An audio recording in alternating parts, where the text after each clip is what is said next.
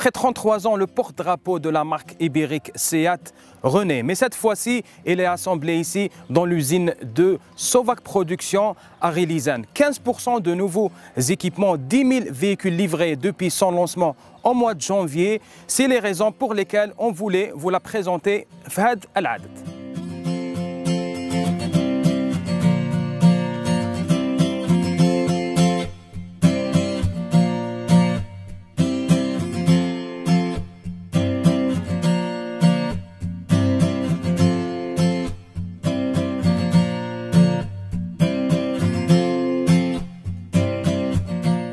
Premier regard sur cette face avant, on note d'une manière générale un look lyonisé. La largeur qui a gagné 9 cm offre à ce véhicule un look plus robuste et plus sobre.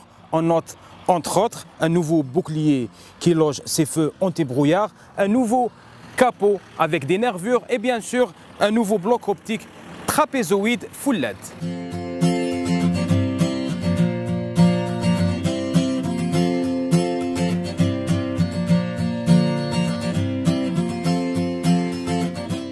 On trouve quelques touches de sportivité sur cette phase latérale de la Ibiza 5e du nom. On trouve ce rétroviseur qui est posé sur la portière, cette ligne de force à ce niveau-là, et puis l'empattement qui a gagné 10 cm, ce qui nous offre, passez, soyez pas timide, 3,5 cm au niveau des genoux, et puis on a cette garde-toit qui offre aux passagers de l'arrière un confort optimal.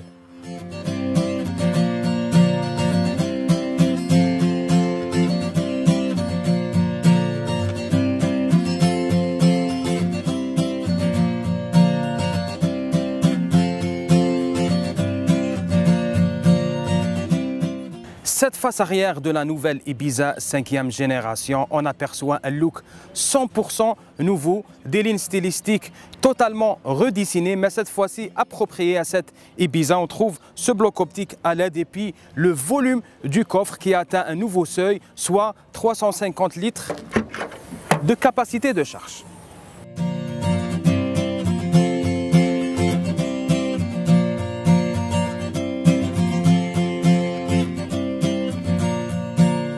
Donc, comme on a dit tout à l'heure, cette 5e génération de l'Ibiza, produite actuellement dans l'usine de Sovac Production à Relizane, incarne entièrement un nouveau modèle. Il ne s'agit pas d'un facelift ou bien d'un restylage.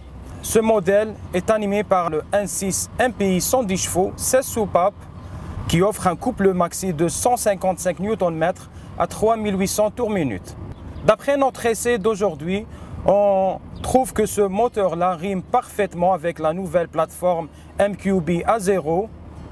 De plus, le design puissant et arrondi, on a un résultat d'une meilleure tenue de route, une direction très précise. Le véhicule est très bien installé sur ses rails. Ce moteur qui est proposé sur les 3 versions, à savoir la Style, la High, la version de notre essai pour aujourd'hui, et la version FR, affiche une consommation moyenne dans un cycle mixte de 6,4 litres au 100 km.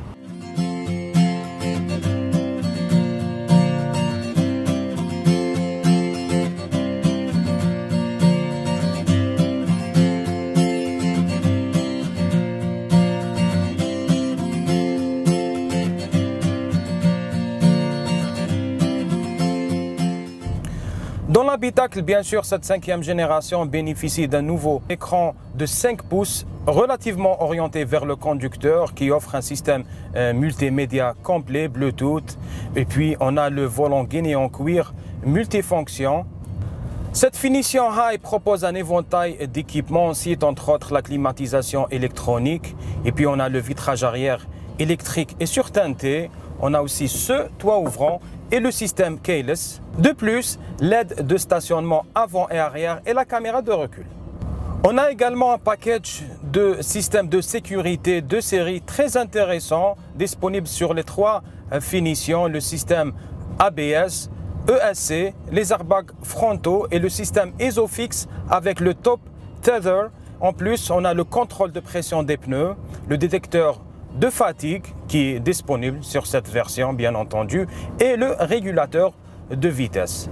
Concernant les prix et l'intégralité de la fiche technique, vous les trouverez dans la description de cette vidéo.